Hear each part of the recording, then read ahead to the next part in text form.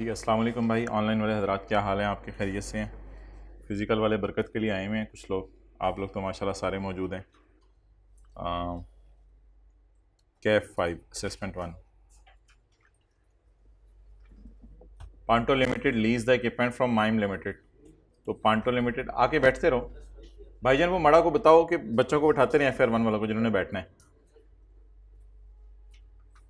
पांटो limited lease the equipment from Mime limited. Information in relation to the lease is as follows. Lease 4 साल की है, cancellable नहीं है। Down payment है 30,000 रुपये। ज़ाहिर बात है डाउन पेमेंट रिफंड तो नहीं करनी होती, वापस तो नहीं करनी होती। साल का किराया है, एरियर में देना है। पहली पेमेंट 3,20,000 होगी जो 30/20 को होगी। उसके बाद जितनी भी पेमेंट्स होंगी, असल में ना एक चीज़ अपनी ज़िंदगी के अंदर कहीं आप ले आए ना कि समरी सामने खोली हों और फिर बंदा सोचता जा रहा हो कि किस किस चीज़ को कहाँ कहाँ एडजस्ट करना है, तो बड़ा आसान होगा। पहले मैं, क्योंकि आप लोगों ने सवाल की रिक्वायरमेंट भी पढ़ ली हुई है, तो पहले मैं ज़रा लेसी के एंगल से आपके सामने डिस्कशन कर रहा हूँ कि लेसी के एंगल से हम इस सवाल को कैसे लेके चलेंगे। अच्छा जी, डाउन पेमेंट इज़ 30,000। ये डाउन पेमेंट यहाँ आ जानी है। Annual lease payments are to be made in arrear 320 made on 30/20। तो ये रेंटल इधर आ जाने हैं।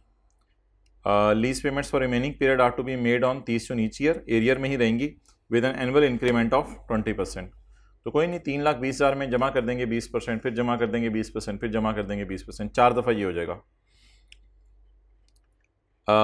Market rate is 8%, implicit rate is 7%, incremental borrowing rate is 10%। Lessee के लिए आपने इंक्रीमेंटल बोरिंग रेट यूज़ नहीं करना था। सवाल में वो तब यूज़ करते हैं जब सवाल में लिखा हो कि लेसी को अपना इम्प्लिसिट रेट पता नहीं, तो ज़बरदस्ती इंक्रीमेंटल बोरिंग रेट यूज़ नहीं करना था। जब सवाल में लिखा हो कि lessee is not in knowledge of implicit rate, तब आप लोगों ने जो है वो इंक्रीमेंटल बोरिंग रेट यूज़ करना है। वरना लेसी के सवालों में आपको पता है कि हम क्या करते हैं। लेसी के सवालों के अंदर हमेशा जो है वो हम कौन सा रेट यूज़ करते हैं जी? implicit rate. Use lesser implicit rate, but if rate is not known to lessee, ऐसा तो कुछ नहीं लिखा हुआ था। आगे, lessor has provided a lease incentive of 5,000। Lessor ने 5,000 का लीज इंसेंटिव दिया है। भाईजान ये आपने यही डाउन पेमेंट में से माइनस कर देना था लीज इंसेंटिव 5,000 का। रेंटल तो एरियर में है ना, तो लीज इंसेंटिव बिल्कुल स्टार्ट पे आपने माइनस किया करना है। नहीं नहीं नहीं नहीं, रेंटल से 1 साल बाद इंसेंटिव नहीं मिलता, इंसेंटिव उसी वक्त मिल जाता है। तो इसलिए ये फिर डाउन पेमेंट में से माइनस करना था। इंसेंटिव तो शुरू में ही दिया जाता है ना, टॉफ़ी दिखा के शुरू में ही बुलाया जाता है ना बंदे को। तो इस टाइप का ये कोई कॉन्सेप्ट है। Next, lessor has provide lessee lease incentive of 5,000।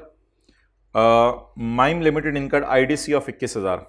Lesi ने 21,000 की IDC, ये बारों बार जनरल एंट्री में चला जाना था, लेकिन जनरल एंट्री शायद मांगी नहीं थी उसने, तो ROU की कॉस्ट में कम से कम इसको आपने ऐड करना था बैलेंस शीट बनाते हुए।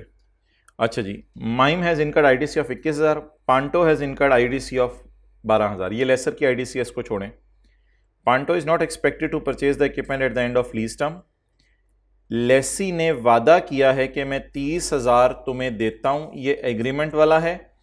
Equipment is expected to realise more than GRV at end of lease term, और अंदाजा है कि लीज के एंड पे इक्विपमेंट 30,000 से ज्यादा का हो सकता है। आप FR 1 करो प्लीज, ब्लैक शर्ट जी, आप भी FR 1 करो। अच्छा, अब लेसी ने वादा किया है, लेसी ने वादा किया है कितने का? 30 का, और ये अंदाजा है कि इससे ज्यादा ही वैल्यू होगी। तो ये वाला सिनेरियो बनेगा, इससे ज्यादा ही वैल्यू होगी, मे बी 35, मे बी 40। अब 30 का वादा किया और उससे भी महंगा एसेट वापस करके जा रहा है, तो इट मींस कि GRV to be taken in lessee formula is 0। तो GRV आपने 0 लेनी थी। ओके, ये डिस्कशन अभी सिर्फ लेसी के एंगल से चल रही है। तो इस डिस्कशन की समरी ये होगी कि फॉर्मूला मादरत ये नीचे वाला लगना था, GRV 0 आ गई।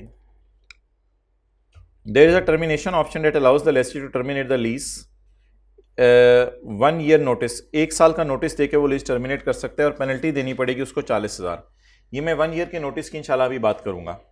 पांटो is not expected to terminate the lease, ये अंदाजा है कि लीज टर्मिनेट नहीं होगी, तो बस ठीक है, फिर रिलैक्स नहीं, फिर टर्मिनेट तो नहीं होनी, अब फिर 4 साल के रेंटल ही लें। फेयर वैल्यू लेसी इग्नोर करता है अपने सवालों में, फेयर वैल्यू को कुछ नहीं करना।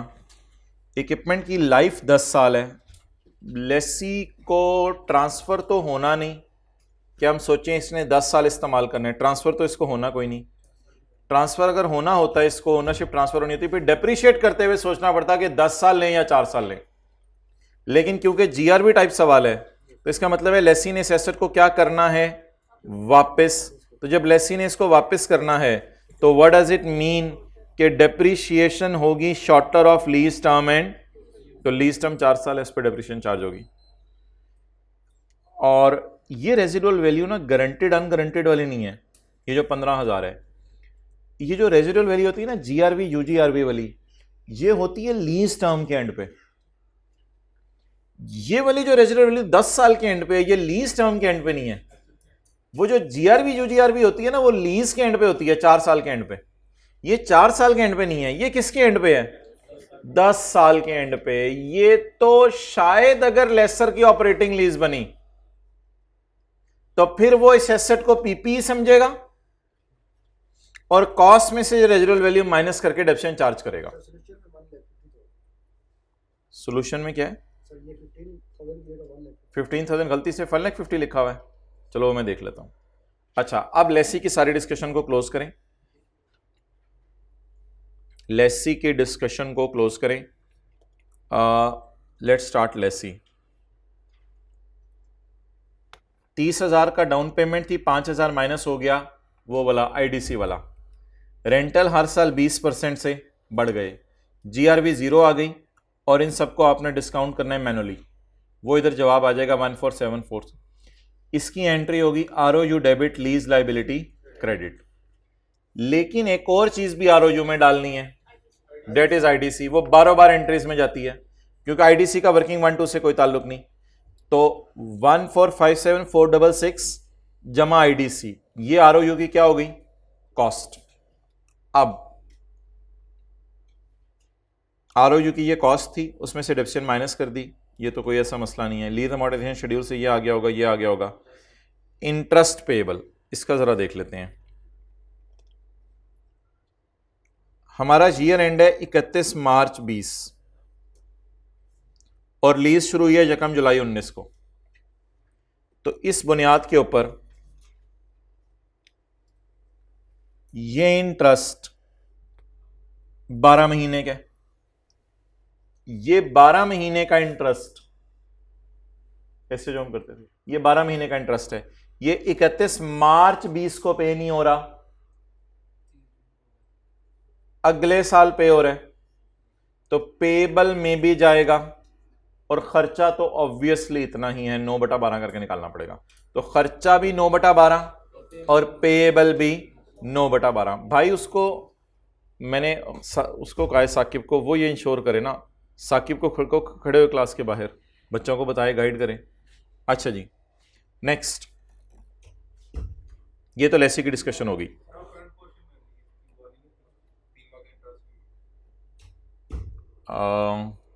नहीं, बस 9 महीने का पेबल तो पास्ट का होता है, फ्यूचर का तो नहीं होता। तो पेबल तो पास्ट का होता है, इंटरेस्ट पेबल 9/12। बाकी बैलेंस शीट बनाते हुए हमारे साल की पेमेंट के नीचे लाइन लगा दें। करंट और नॉन करंट में 3/12 9/12 कुछ नहीं होता। करंट और नॉन करंट में 3/12 9/12 किसी एक क्लास में भी जाके देख लो, नहीं होगा। तो क्या करेंगे, 20 वाली पेमेंट्स को ये देख लें, कभी भी नहीं हुआ हुआ, किसी में भी नहीं हुआ हुआ, नेवर। लीज लाइबिलिटी को कभी current non current, lease liability क्या है, लीज लाइबिलिटी एक अमाउंट है जो आपने पे करनी है। ये खर्चे जो है ना, खर्चे ये होते हैं 3/12 9/12। लाइबिलिटीज 9/12 3/12 नहीं होती। इसकी एक मिसाल ले लो, बात आपने कहीं और ले गए हो। आपने उधार लिया 100 मिलियन, आपने उसमें से अगले साल वापस कर दिया 10, अब इधर जब बैलेंस शीट बनेगी तो 10 चला जाएगा करंट में और 90 चला जाएगा, देखो ना इधर 90 चला जाएगा नॉन करंट में। तो there is no concept of 10 into 3/12 and 9 बटा। प्रिंसिपल में तो कोई ऐसी डिस्कशन नहीं होती, लॉजिकल सी बात है। FR1 में भी शायद इसी तरह होता होगा। तो फुल जब बैलेंस शीट बनेगी मैं कैसे बनाऊंगा, मैं कहूंगा मेरी लाइबिलिटी 100, अगले साल कितनी पे करनी 10, अब बाकी सालों में। तो there is no concept of principle में 3/9/12 and it is the logic behind this. हाँ वो इंटरेस्ट में जरूरत है, इंटरेस्ट में जरूरत है। Okay next, prepare the balance sheet of Mime Limited. ये कौन है, lessor, for the year ended 30 June 2000। अच्छा इसका ईयर एंड अल्लाह का शुक्र है वही है 30 जून 2020। लेसर के लिए हमने बैलेंस शीट बनानी है। चलें जी लेट स्टार्ट। लेसर के लिए हमने बैलेंस शीट बनानी है, 5 सवाल पूछेंगे बिल्कुल। ये 4 साल हो गया लीज टर्म, ये डाउन पेमेंट या इंस्टॉलमेंट जो भी होगी वो आ जाएगी। आलिम अगर बाहर खड़े होकर बैठ के करो तो ज़्यादा बेहतर होगा। अच्छा इसके बाद एनुअल रेंटल 320, उसी तरह 20% से बढ़ते रहेंगे। यार आप लोग देख लो जिसने आना है एक दफ़ा, आप FR1 पढ़ो, FR1 की जब टीचर आएंगे तब आप उनसे अभी पढ़ो, बैठ के टाइम ना ज़ाया करो। देखो आप लोगों की मेरे से मुलाकात भी ज़िंदगी में पहली दफ़ा हो रही है और पहली दफ़ा ही ऐसा हो रहा है, तो आप क्या इमेज लेके जाओगे मेरा। पॉइंट नंबर 4, लेसर हमेशा कौन सा रेट यूज़ करता है, 7%। चपेड़ है यार, इतना चपेड़ मारे। लेसर हमेशा इम्प्लिसिट रेट यूज़ करता है। लेसर हमेशा अगर मैन्युफैक्चरर डीलर लेसर होता तो इम्प्लिसिट या market rate whichever is, अभी तो क्या रेट यूज़ करेंगे, इम्प्लिसिट रेट यूज़ करेंगे। स्पीड लेसर है provide lessee with incentive of 5000। Lessor भी ये 5000 उस 30,000 को नेट करेगा, क्योंकि लेसर दे रहा होगा 5000, लेसी ले रहा होगा जी। रेंटल से माइनस किया तो फिर आपने ईयर एंड में से माइनस किया ना, इंसेंटिव तो शुरू में मिलता है, तो सिर्फ उतने से मार्क्स आपके कटेंगे, गलती शायद कैरी फॉरवर्ड नहीं होगी। आगे mime limited income IDC of 21,000। अच्छा माइम लिमिटेड ने 21,000 की आईडीसी इनकर करनी है, इसके ऊपर मैं क्वेश्चन मार्क लगा रहा हूं ताकि मुझे पता चल जाए लीज फाइनेंस है या ऑपरेटिंग है, फिर मैं इसकी बहस करूंगा कि इसके साथ क्या करना है। Next, Panto is not expected to purchase the asset, lessee has guaranteed 30,000 residual value, the equipment to realise more than GRV at the end of. अब मैं जीआरवी की डिस्कशन ऑपरेटिंग लीज में कभी नहीं की और यूजीआरवी की भी डिस्कशन ऑपरेटिंग लीज में कभी भी नहीं की, ऐसा ही है ना। जीआरवी यूजीआरवी की डिस्कशन ऑपरेटिंग लीज में हमने कभी नहीं की और मैं इसको करना भी नहीं चाहता, कभी टाइम निकाल के कर लूंगा। फिलहाल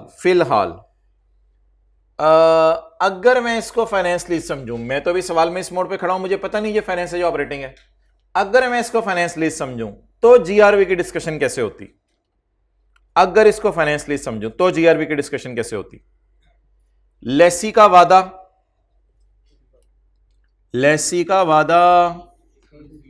30, lessor estimates that residual value will be greater, estimate किसी का नहीं बताया हो तो दोनों estimate greater, may be 35, may be 40, may be कुछ। अब वो फिगर ही मुझे अवेलेबल नहीं है, उसमें से 30 हो जानी थी जीआरवी और एक्सपेक्टेड टू बी मोर तो बाकी हो जानी थी यूजीआरवी। तो शायद फाइनेंस लीज का सवाल ही नहीं था, इसलिए उसने ये डाटा मिसिंग किया हुआ था। तो यूजीआरवी हम निकाल नहीं सकते, लेकिन थी जरूर, क्योंकि उनका अंदाजा है कि वादा मैं कर रहा हूं 30 का और मिलेगा इंशाल्लाह उससे कहीं ज्यादा, लेकिन अब वो मिलेगा, अगर 40 मिलेगा तो 10 यूजीआरवी हो गया। मैं यूजीआरवी क्यों नहीं निकाल सकता, है सही, निकाल क्यों नहीं सकता, ये फिगर नहीं है तो अब मैं निकाल नहीं सकता। ओके नेक्स्ट, हाँ जीआरवी खैन तान के आप कह सकते हैं 30,000 है अगर फाइनेंस लीज हुई, लेकिन ऐसा सवाल वो आईकैप नहीं बनाएगा, फिर यूजीआरवी के अमाउंट में निकालने का डाटा देगा। टर्मिनेशन तो होनी कोई नहीं ना, तो इस लाइन को भी छोड़ दें, वो आपको पता है ये रिक्वायरमेंट 3 के लिए था शायद, टर्मिनेशन तो होनी कोई नहीं, तो ये लाइन पढ़ने की जरूरत नहीं लेसर के लिए। फेयर वैल्यू लेसर लेते हैं एसेट की, बिल्कुल लेते हैं। और उसके बाद equipment has an estimated economic life of 10 years with residual value of 15,000. Panto apply straight line method. अब अगर आप डिवाइड करें 4 को 10 से तो जवाब आ रहा है 40%. आगे बैठ जाए ना, आगे बैठ जाए, जहां जगह वहां बैठे ताकि किसी को हिलना ना पड़े. 4 को 10 से डिवाइड करें, जवाब क्या आएगा? 40%. अच्छा, आप मोटा मोटा 4 किस्तें हैं, एक 3-20 की है, अगली शायद 20% बढ़ा के 4 लाख की हो, अगली शायद और बढ़ा के 5 लाख की हो, अगली 6 लाख की हो. तो 3 लाख जमा 4 लाख जमा 5 लाख जमा 6 लाख, ये कितना बन जाएगा? 3 लाख जमा 4 लाख 7 लाख. ऐसे ही एज्यूम कर रहा हूं, वैसे पेपर में बढ़ा के चेक की जा सकती हैं, लेकिन 3 लाख जमा 4 लाख जमा 5 लाख जमा 6 लाख 20% बढ़ा के. अगर आप लोग बड़ी डिटेल में कैलकुलेशन करना चाह रहे हैं तो yes you can do it. आप इस कैलकुलेशन को कर सकते हैं. कैसे? ये रेंटल शेंटल निकाले में आपने 3 लाख 20 जमा 3 लाख 84 जमा 4 60 जमा 552, ये मेरे ख्याल से 16-17 लाख आ रहा होगा.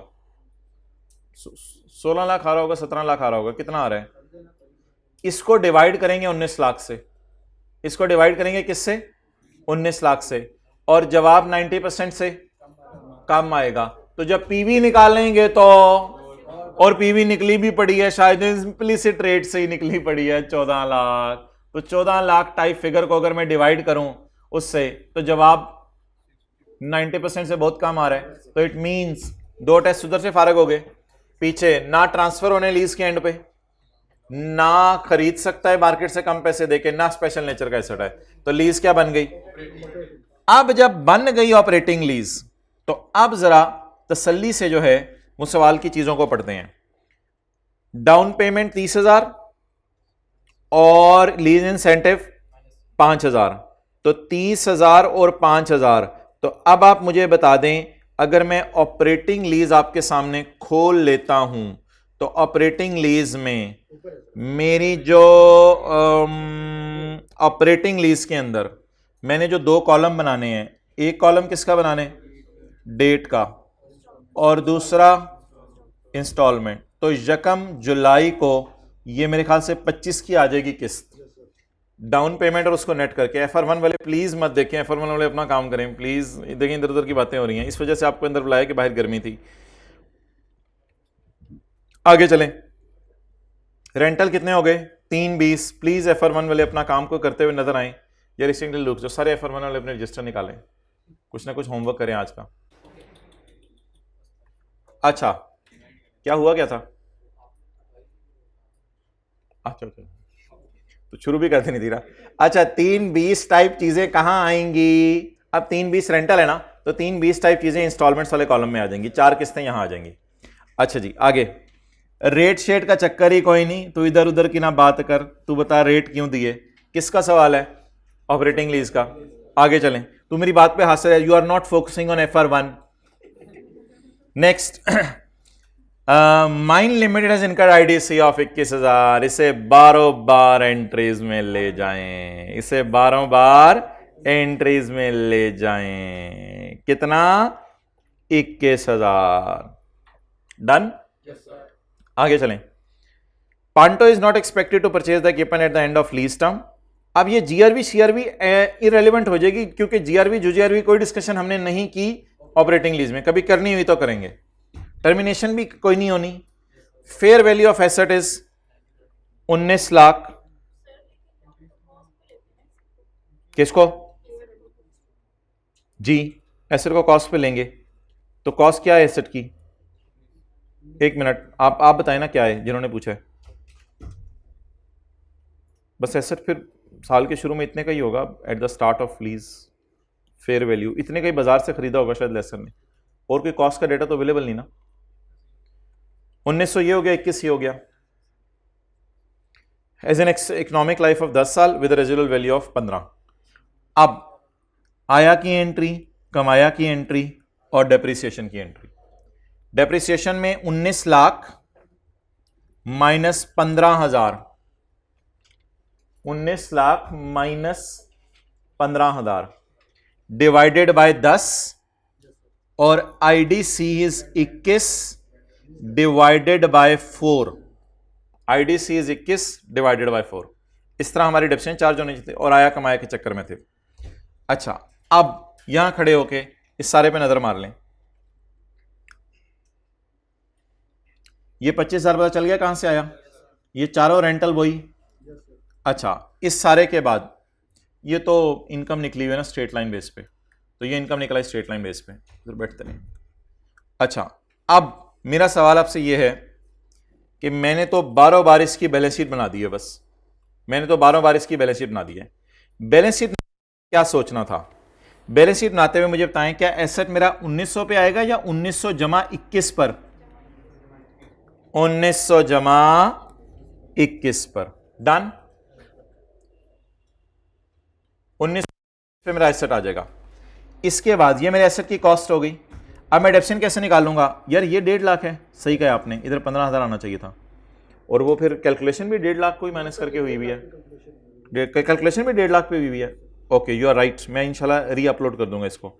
Cost minus residual value divided by 10, 10 कहां से आ रहा है? 10 10 यूजफुल लाइफ आ रही है 10, और उसके बाद आगे बताएं आईडीसी डिवाइडेड बाय।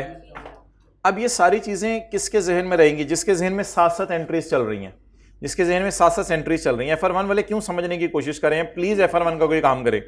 अच्छा, ये कॉस्ट माइनस इनकम रिडक्शन, ये और आया कमाया मैंने जरा इधर फॉर्मूला साइंस लगा के निकाला है, तो आप हजरात टी अकाउंट बना लीजिएगा, आप हजरात टी अकाउंट बना लीजिएगा, इंशाल्लाह आपका यही कैरी डाउन आएगा, कैरी डाउन चेंज नहीं आएगा, टी अकाउंट बना के देख लीजिएगा। I don't know why they are trying to understand this. CA final की क्लासें ले लें जाके यूट्यूब पे, अगर इधर FR1 वालों ने FR2 पढ़नी है तो। अच्छा जी, नेक्स्ट आगे।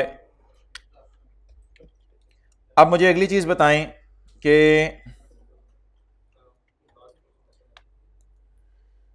For this part of question you may assume, इस पार्ट ऑफ क्वेश्चन के लिए you may assume the lessee will exercise the termination option. Lessee terminate कराएगा। Based on the assumption calculate the amount of right of use date will appear in balance sheet at पहला साल। Balance sheet में क्या amount नजर आएगी? सिर्फ ROU की cost पूछी है। अगर लेसी टर्मिनेट कराएगा तसल्ली से जरा पढ़िएगा, there is a termination option जो इजाजत देती है लेसी को कि वो लीज को टर्मिनेट, मैं बता दूंगा जब सर आसिफ की क्लास शुरू होगी, 2-4 मिनट लगा देते हैं ना शुरू करते करते, हाँ 24 पे बता दूंगा। There is a termination option date allows the lessee to terminate the lease provided 1 साल पहले बताना है तुमने, और बताना कब है? ऑन 1 जुलाई 21। 1 जुलाई 21 को बताना है। देखें कई दफा ना कहीं कोई एम्प्लॉय छोड़ के जा रहा होता है ऑर्गेनाइजेशन में, तो एम्प्लॉयर पता है उससे क्या कहता है? यार अगर तुमने 31 मार्च को छोड़ के जाना हुआ ना तो 1 मार्च को बता देना, क्योंकि मैं 1 महीने में बैकअप अरेंज कर लूंगा। तो लेसर ने लेसी को क्या कहा हुआ है? अगर तुमने कभी लीज टर्मिनेट करनी हुई तो मुझे कितना अरसा पहले बताना? साल पहले बताना। ये जरा जो डेट दी हुई है जरा देखें, ये डेट बताने वाली दी हुई है या टर्मिनेट करने वाली दी हुई है? There is a termination option that allows the lessee to terminate the lease provided 1 साल का notice is given on 1 July. 1 जुलाई को खड़े होके 1 साल का उसको नोटिस दे दो, and a penalty of 40,000 is to be paid with next किस्त। नेक्स्ट किस्त वही जो अगले साल आनी है।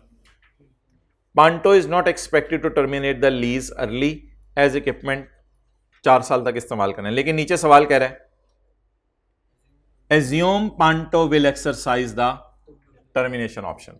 अब जरा सोच के बताएं, 1 जुलाई 21 को जब मैं उससे बताऊंगा कि साल बाद मैं तुम्हारे साथ वो करूंगा जो दुनिया देखेगी, तो यहां तक खड़े होकर मैंने कितनी किस्तें पे कर दी होंगी? एक्सेलेंट, 1 पे कर दी होगी, चपेड़। FR1 वालों के सामने भी शर्मिंदा ही कराया करें। कितनी किस्त पे कर दी होगी? 1 30/20 वाली और 1 30/21 वाली, दो किस्तें पे कर दी होंगी।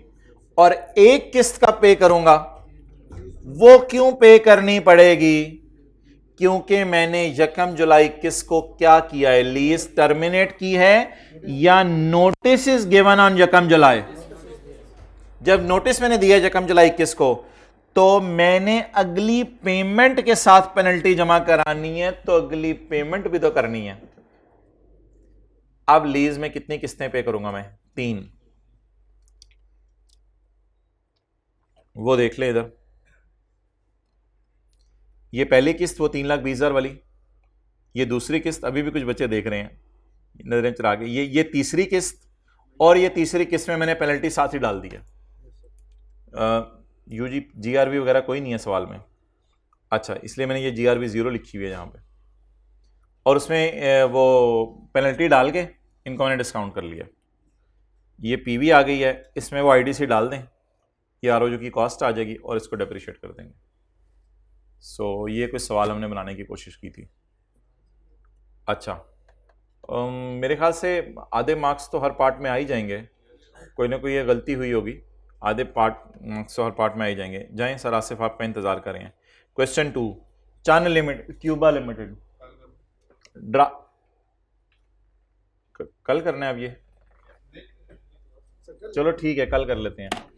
जाओ यार, वैसे भी लोग कहाँ आ रहे हैं, कल कर लेते हैं। कल बच्चों को बुला के ये ज़रा ट्राई कीजिएगा ज़रा सवाल। इसमें मैं एक चीज़ बता दूं आपको, वैसे आपने सही मुझे, accountant has capitalize full cost, ये एरर है। All cost except 2 were expensed by accountant, ये भी शायद कोई वो IAS 38 की क्लास ली थी एक, वो जो जिस दिन आप घर बैठे हुए थे, और वो वाली क्लासेस में ट्यूलिप वाली इंपॉर्टेंट थी। और उसके बाद ओए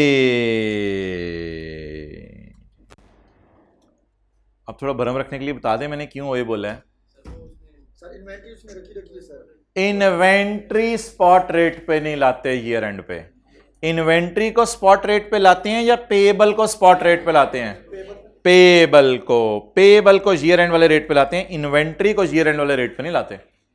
तो ये 3 गलतियां थी, और ओरिजिनल एंट्रीज आपको करनी आनी चाहिए, लेकिन इंशाल्लाह कल 1:50 पे डिस्कशन रिज्यूम करते हैं। ठीक है जी, बंद कर दें।